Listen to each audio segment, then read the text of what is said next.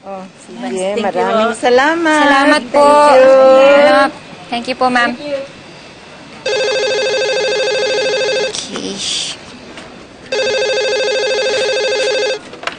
Hello, Emma's Flower Shop. Hello, ma'am. Gumagawa din ba kayo at nagde-deliver ng flowers para sana sa female friend ng boss ko? Para ngayon sana? Oo. Gumagawa kami ng mga ganong klaseng flower arrangement. In fact, meron kami ditong isa pang stock. Kaya lang ho, wala yung asawa ko eh. Walang magde-deliver. Okay lang ho ba na ako na lang? Sige. Sino ho ba ito? Si Mel de la Pasoy, asawa ni Eman. Ano ho yung address niyo para ho ma-deliver ko na? O, sige. Tanungin niyo muna yung boss niyo tapos antayin ko na lang. Ay, excuse me. Nasaan po yung table ni Cristel Reyes? This way, ma'am. Okay.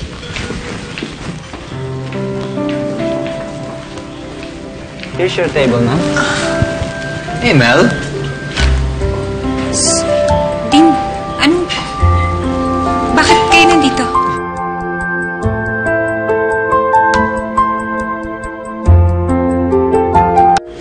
Bakit kayo nandito? Si Cristel yung secretary ko, and siya yung tumawag sa'yo. Sinuswerte lang ako dahil ikaw yung sumagot. Sorry, have a seat. Taka lang. Ako, swear you. Sige na, come.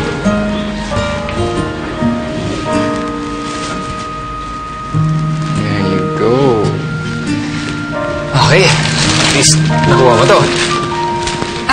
Para kanina yung bulaklak na yan?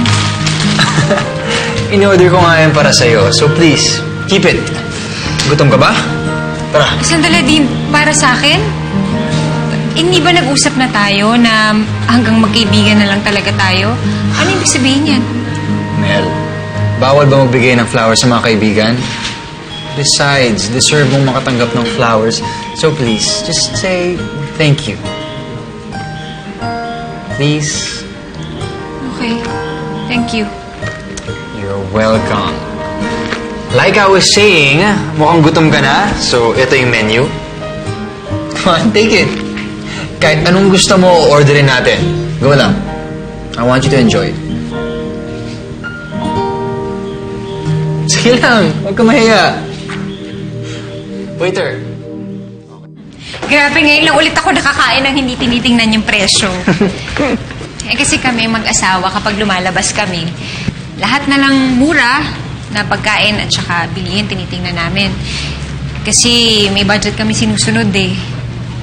Ganun yata talaga pag mag-asawa na. Ultimo 5 piso, kailangan budgetin mo, tipirin mo talaga ng sobra. Hindi katulad mo na walang pakialam sa presyo.